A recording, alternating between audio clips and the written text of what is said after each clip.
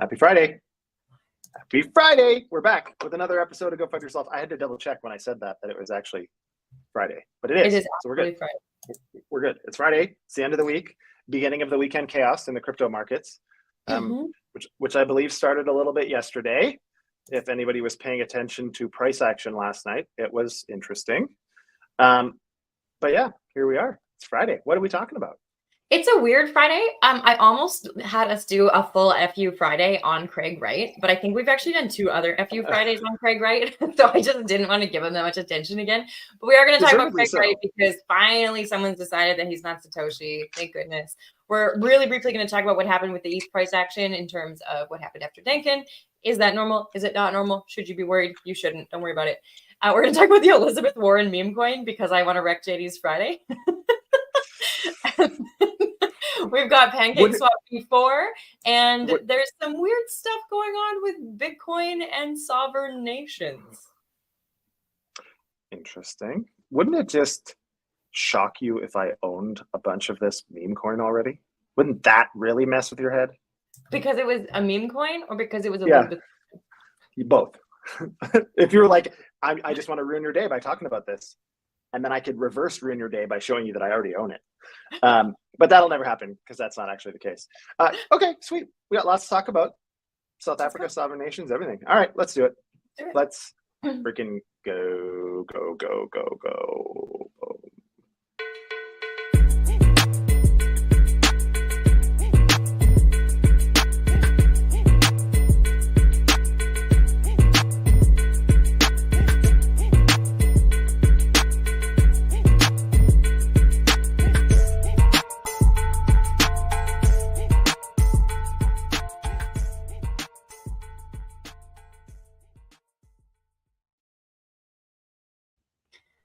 JD. I'm totally digging that new video every time.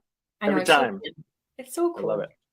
Okay, we got Craig Wright. Craig Wright is an Australian computer scientist. We've talked about him a lot because he loves to have copyright on things and trademark things that he hasn't actually built. He loves to put patents on technology that he's thought of but not built. It's super weird and strange. He loves to take people to court for all of that, but he also decided that he was Satoshi. Since 2016, he's been claiming that he was Satoshi Nakamoto and had created Bitcoin, but he couldn't prove it. And so one of the ways that people wanted him to prove this, of course, was that he could move money from the original wallet. And he was like, you can't force me to do that. Also, he can't do that because he's not Satoshi Nakamoto. So this ended up going to court in a few different places. But the UK High Court has concluded that Australian computer scientist Craig Wright is not Satoshi Nakamoto. So can't believe this is news. So this was only a 5-week trial, even though this concept has been going on since 2016. And it involved the Crypto Open Patent Alliance, which is backed by entities including Jack Dorsey's Block. So they actually accused Wright of stifling crypto innovation through all of these legal patent claims and through his weird claim to be Satoshi and trying to have patents on Bitcoin and that kind of thing. And so he's faced a lot of criticism for alleged dishonesty and document forgery during the trial. But after 5 weeks, it was finally ruled in the UK that Craig Wright is not Satoshi Nakamoto. We're blowing some DGen minds this morning. Ascending man can't believe, obviously I know he's kidding, can't believe that Craig Wright is not Satoshi. I mean, I think this court was the last people on planet Earth to come to that conclusion because I don't think anybody thinks that Craig Wright is or ever could have been Satoshi. Here's what I don't understand. If you are Satoshi, you're one of the wealthiest people on Earth, if not the wealthiest person on Earth, actually, depending on how much they have. So if you are Satoshi, I don't think it matters if people know.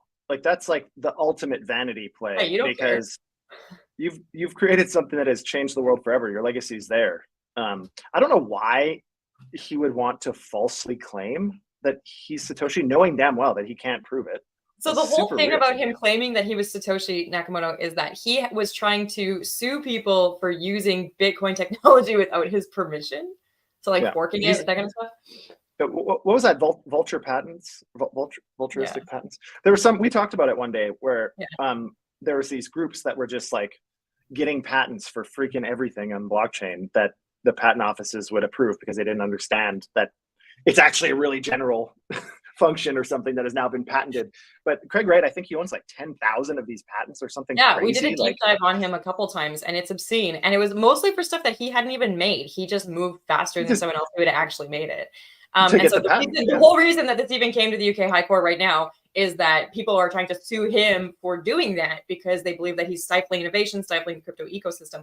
But thank goodness, Justice Mellor literally said the evidence was overwhelming. So my only challenge with that is, as we've seen lately, courts globally are becoming more and more partisan too. So until you get to like Supreme Court, I'm not sure it carries that much weight, to be honest. Like, yeah, it says he's not Satoshi, cool, but is he going to appeal this? Like, is there a higher court? I don't know how above board or how partisan the UK courts are, but I know in North America they're pretty partisan. So it would really depend on how those people felt about Craig Wright in the space in general too. But we'll see. Interesting. So we've blown all DGen's minds. DeFi is dead because we no longer know who Nakamoto is. Obviously, no, we now know who Nakamoto is. Well, oh no, we no longer know. That's right. We no longer know. That's right. Yeah. Obviously, everyone tuning in today is devastated about the Craig Wright news. I wonder what he's gonna do now. Actually, continue trying to get free money from the space. I guess I don't know. Like this is. All right, he ever tell us about some price action. What is going on? What did you witness last night? Do you think Dencun has changed all the prices? What's happening? No. So last night, obviously, there was some pretty interesting price action on all assets, but in particular, I think it was led predominantly by ETH. So anyways, the key developments here is that Ethereum's Dencun upgrade launched, which had a temporary 3.2% dip in ETH from 4,000 to 39.49, though it later recovered, peaking back above 4,000. The impact analysis: each Ethereum upgrade aimed at enhancing blockchain efficiency has historically led to varied immediate market reactions, though generally contributing to long-term value. Comparative insights: unlike the post-merge 11% drop, the London upgrade saw an 11% increase, highlighting the market's fluctuating response to Ethereum's ongoing development. Do you think it's related? Do you think that the price action yesterday had anything to do with Dencun? Was all this just read that you can't adequately predict the market based on one environmental factor? Is that what this is? Weird. Who knew? Yeah. So I think that this had nothing actually to do with Dencun. I think Dencun excitement had been priced in, right? Yeah. So the excitement for the upgrade working had been priced in. Anytime something's been priced in like that, if people are pretty sure it's going to work, London upgrade was different. People weren't 100% sure it was going to work. And when it did, everybody bought back in. So the price flew. In this particular case, it could be people taking profits because buy the rumor, sell the news. Totally. But it doesn't, all that this tells me is exactly what you picked up. You can't predict what the market's going to do based on one factor, period. Well, anyways, is that true for meme coins, JD? I don't know. I don't know anything about meme coins. All I know is that they're fun. People love them. And I never make any money or understand how to make money on them. So that's because you don't buy them. True. Probably true. All right. Lottery What's Elizabeth Warren have to say? So Coinbase has deleted a webpage promoting the derogatory meme coin named after Senator Elizabeth Warren amidst her ongoing critiques of the crypto industry. The removal followed discovery that the page, which was auto-generated whenever there's a token, they have an auto-generated page, seemed to endorse the token, which isn't available for trading on Coinbase, but reflects meme coin trends. We talked earlier this week about the Biden-Bowden token. I don't know why the Elizabeth Warren one is offensive and that one's not, but I actually didn't look at the coin. Maybe she's got her tits on or something. Yeah, maybe. I doubt it. I don't understand this at all, actually, because a meme coin's a meme coin is a meme coin, like regardless of what the subject of the meme coin is. I mean, I highly doubt Elizabeth Warren had anything to do with this meme coin. So I really don't understand why Coinbase removed this one. The only thing I could think of is maybe the page that auto generated, there was like a glitch or an error, and it said this is like the best investment since sliced bread or something. I don't know. Apparently it was derogatory. I guess we should have like looked it up to show. Well, you can't because they removed it. Well, I guess you could Wayback Machine it. But. Well, Memecoin still exists in the world. Hold on. No, it's not offensive. It's almost exactly the same as the Biden one. It's just Elizabeth Warren drawn really poorly in paint. Oh, even better. The Sunny Man says, last number I heard is that Satoshi had 2 trillion. I'm not sure that's possible, dude, because the market cap has never exceeded 2 trillion ever. So unless he owns 150% of all the Bitcoin, I'm not sure, but it was an exorbitant number. Like I think it was like 10 or 20% of Bitcoin supply, which is a lot of money. Yeah, obviously. But anyways, super crazy volatility going on. I don't know. Meme coins are volatile as hell. Elizabeth Warren's got a meme coin that apparently people are talking about. I don't know. What has the world come to? Political time. There's a lot of elections that are coming up, not just the states. We were talking about this yesterday with Christine. Portugal election coming up. We just finished our Argentina election. Things are tumultuous, and people want regulation, but they're seeing things are going to be slow and bureaucratic, and there's kind of nothing to do but poke fun at it and play in the ecosystem. So I think we're going to see a lot of price volatility, and we're going to see a lot of new entrants, and we're going to see a lot of FUD. It's just how it is. Yeah. I mean, the thing about Coinbase removing this site, the problem I always have with censorship is it almost opens up to a fairly slippery slope. Totally. So like if we all just accept that they can arbitrarily, based on somebody that none of us knows decision inside of Coinbase, remove things that are that are naturally generated by every user or by every token, that kind of becomes quite subjective then, and takes very much away from the ethos of what we're trying to do in terms of open transparency, as close to decentralization as possible. And Coinbase has been a steward of that. So I'm a little bit surprised by this. I'm a little bit concerned that now what's next? Are we going to start, is it going to be all political tokens? Is it going to be anything that includes China? So if like, I don't know. Anyways, I don't imagine that Coinbase is going to get that activist on it, but yeah, whenever I hear this kind of stuff, I always think, shit, now what?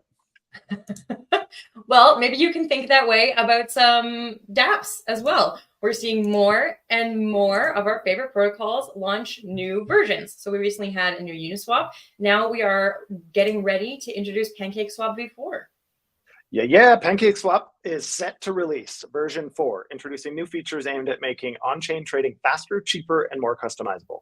This update, expected in Q3 on Ethereum and BNB chain, includes hooks, custom pool types, singleton, and flash accounting to improve asset pricing, reduce fees, and streamline transactions.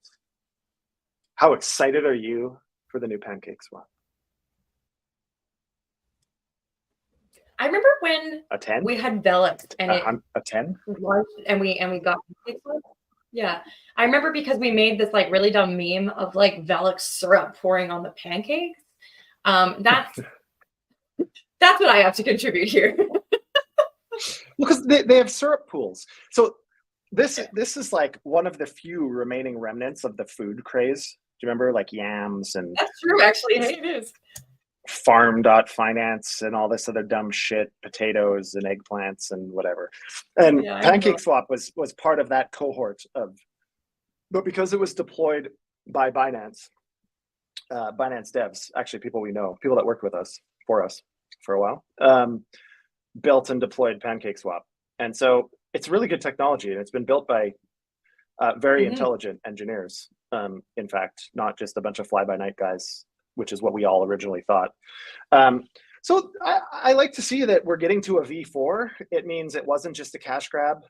It means it wasn't just Binance's way of trying to snuff out Uniswap's flame on BNB chain. I don't know. I'm excited about it. I think anytime, like, swapping has been one of the, in terms of like institutional and enterprise adoption, the process of swapping on chain is not very appealing. It's expensive. There's a lot of kind of ancillary risks through MEV and sandwiching and all these other things. And so for a lot of people, it's just anytime we can make it cheaper, more intuitive, more optionality, more customization, in theory, it should be easier for them to find the environments that make sense economically. So all in all, I think it's good. I like to see them continuing to develop. Yeah, I'm quite positive on this PancakeSwap. Do I use PancakeSwap? Nope. But it's still cool. That doesn't mean you can't be bullish on it. Exactly. Yeah. I don't not like it. I think it's good. We can see token go up without buying that token. Speaking of pancakes, do they make them in Africa?